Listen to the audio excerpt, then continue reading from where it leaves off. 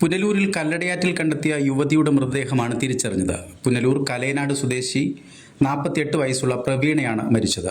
താലൂക്ക് ആശുപത്രിയുടെ മോർച്ചറിയിൽ സൂക്ഷിച്ചിരിക്കുന്ന മൃതദേഹം ബുധനാഴ്ച രാവിലെ ബന്ധുക്കൾ എത്തിയാണ് തിരിച്ചറിഞ്ഞത്.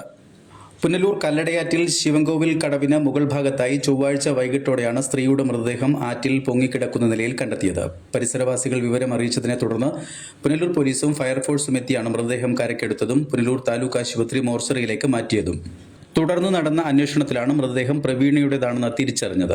പോലീസിന്റെ നടപടിക്രമങ്ങൾക്ക് ശേഷം മൃതദേഹം പോസ്റ്റ്മോർട്ടം നടത്തി ബന്ധുക്കൾക്ക് വിട്ടുനൽകി. വിവാഹിതയായ പ്രവീണ ഭർത്താവായ സുനിതിന്റെ മടത്തറയിലെ വീട്ടിലായിരുന്നു താമസിച്ചു വന്നിരുന്നത്. ഇവിടെ നിന്നും ചൊവ്വാഴ്ച രാവിലെ 10 മണിയോടെയാണ് വീട് വിട്ടിറങ്ങി പുനലൂരിലേക്ക് എത്തിയതെന്നാണ് പ്രാഥമിക നിഗമനം.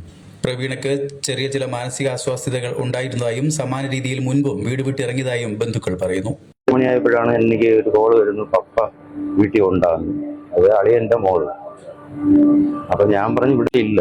അങ്ങനെ പറഞ്ഞ് ഞാൻ ഒരു ഫോട്ടോ ഇട്ട് തരാം, എന്നിട്ട് നോക്കിയിട്ട് അതാണാ പറയാൻ പറഞ്ഞു. അങ്ങനെ ഇട്ടുന്ന വാട്സാപ്പിൽ ഇട്ടുന്ന ഫോട്ടോ ഉണ്ടപ്പോൾ ഞാൻ പറഞ്ഞ ആളത് തന്നെ.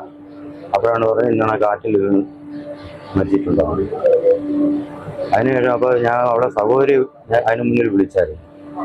വിളിച്ചിട്ട് ഞാൻ പറഞ്ഞ പ്രവീണ ഇതുപോലെ പോയി അവിടെയാണ് വന്നത്. അപ്പോൾ പറഞ്ഞ് വന്നിട്ടില്ല. എത്തി കഴിഞ്ഞപ്പോഴാണ് ഞാൻ ഇതേപോലെ ഈ അറിഞ്ഞുകൊണ്ട് ഞാൻ പറഞ്ഞ ഇന്നാണത് അവള് ആറ്റിൽ ചാടി മരിച്ചെന്ന് അളിയന്റെ മോള് എനിക്ക് വാട്സാപ്പിൽ ഇട്ട് തന്നു. അതിനുശേഷം ഞാൻ അത് അവർക്കും ഇട്ടുകൊടുത്തു. അതിനുശേഷം നേരത്തെ ഇങ്ങനെ പോയിട്ട് 11 മണിക്കൊക്കെ വന്നിട്ടുള്ള സമയങ്ങളുണ്ട്. പക്ഷെ അത് അന്ന് ഇവിടെ നിന്ന് ആട്ടോ വിളിച്ച് അവളെ ചേച്ചിയുടെ മോനും കൂടെയാണ് കൊണ്ടാക്കിയത്. അങ്ങനെയൊക്കെയുള്ള സംഭവങ്ങൾ ഉണ്ടായിട്ടുണ്ട്. അല്ലാതെ ഇങ്ങനെ ഇറങ്ങിപ്പോയിട്ടില്ല. പോയി കഴിഞ്ഞാലും ചിലപ്പോൾ 7 മണി 8 മണിക്കകത്തൊക്കെ എത്തും. അങ്ങനെയൊക്കെ ഉണ്ടായിട്ടുള്ളൂ. മാനസികമായിട്ട് അസുഖമാണ് അവർക്ക്. ചില സമയത്ത് കൂടുതലായിരിക്കും, ചിലപ്പോൾ കുഴപ്പമില്ല, നല്ല സ്നേഹമായിട്ട് തന്നെ പെരുമാറുന്നതൊക്കെ. എന്തുവേണമെന്നുണ്ടെങ്കിൽ ഞാൻ മേടിച്ചു കൊടുക്കുക എല്ലാം ചെയ്യും. അങ്ങനെയൊക്കെ രാവിലെ പോയി പറഞ്ഞ് വൈകിട്ട് പാല് മേടിക്കണം, കറിയില്ല, ചിക്കനത്തേക്കേ ഉള്ളൂ. ഞാൻ പറഞ്ഞ വൈകിട്ട് മേടിച്ചിട്ടുണ്ട്. ഈ കറിയെല്ലാം വയ്ക്കുന്നതെല്ലാം ഞാൻ തന്നെ. ചിലപ്പോൾ അവള് ചോറും വയ്ക്കില്ല.